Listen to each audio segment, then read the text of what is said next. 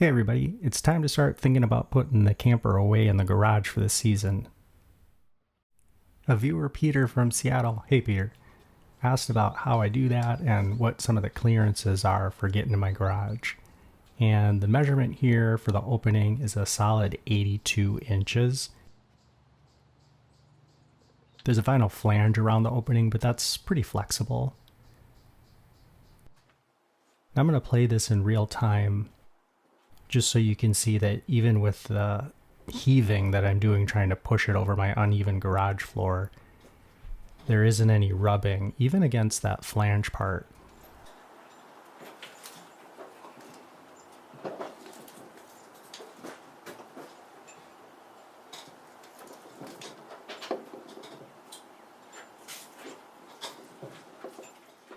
And it's kind of strange when you see the camper come out because the angle that it's at in the camera gives this optical illusion like it wouldn't fit.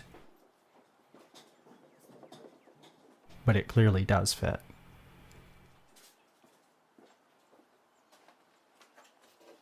You can also see that the crossbars are installed and those clear as well.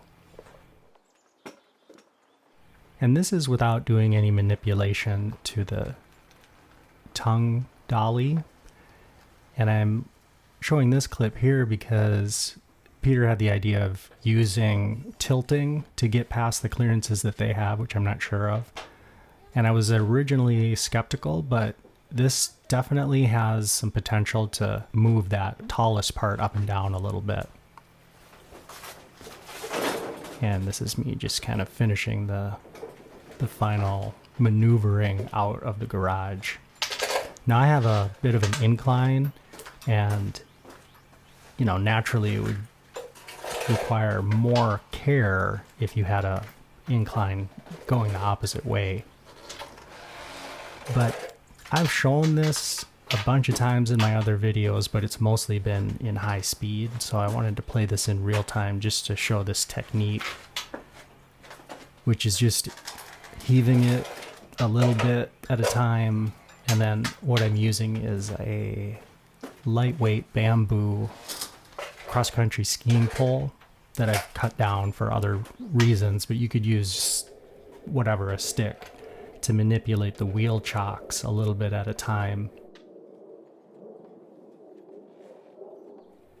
Especially on flat ground, it's surprisingly easy to move, and it is a project, but it's not a terrible job.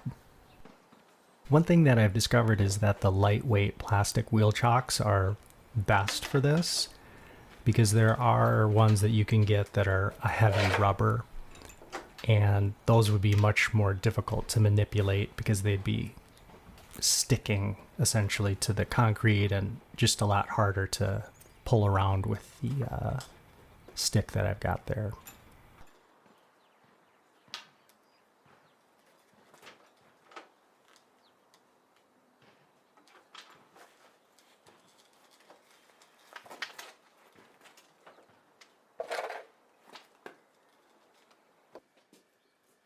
All right, here I am in another season with another view of these wheels and how I'm manipulating it. You can see how the tongue jack is kind of jammed up against that little ridge in the driveway.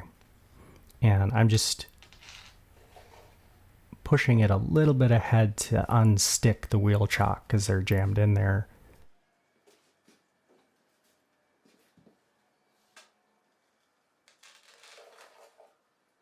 You can see the string part of the wheel chock that I'm using to manipulate its position, and then choosing the appropriate distance to move it such that if I, lost control, that it would only roll a foot or whatever. And depending on the grade of where you're moving it, you'd be more or less cautious.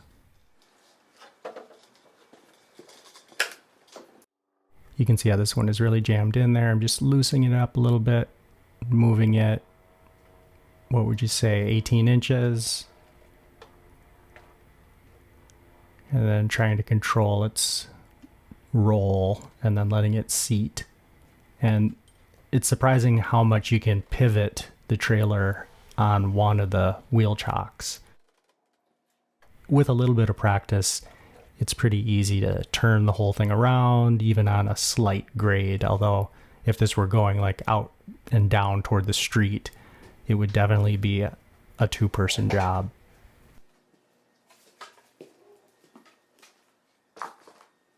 The first time I did this, I did have a little bit of an accident where I was rotating the camper in, and there's some cafe lights that are above my garage door opening, and I didn't account for that, and it burst one of the bulbs. But fortunately, I've never had any collisions with the garage door.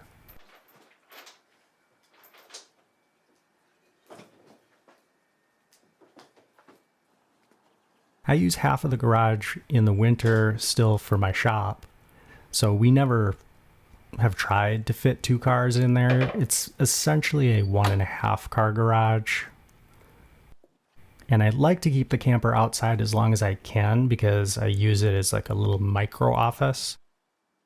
But the reason why I like to keep it indoors is just UV protection, and I don't want to have a bunch of snow sitting on it for months on end.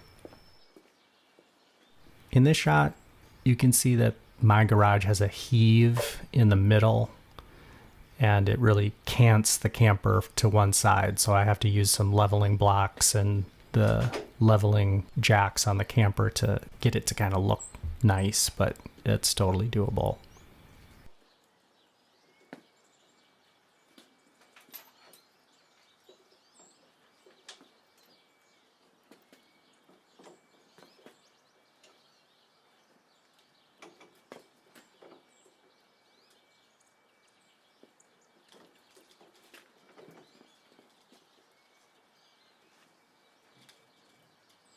I tried having it with the camper's hitch facing out so that I could hook it up in that way and just drive away, but I like to be able to access it through the rear hatch and have the side door kind of protected from the dust and other things that I'm doing during the winter in the garage.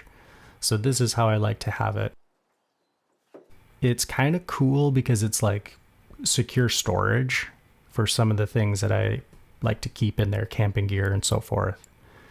So even though it takes up a lot of space in the garage, you can still store things on the fenders, underneath, on top. Hope that helps. Happy camping.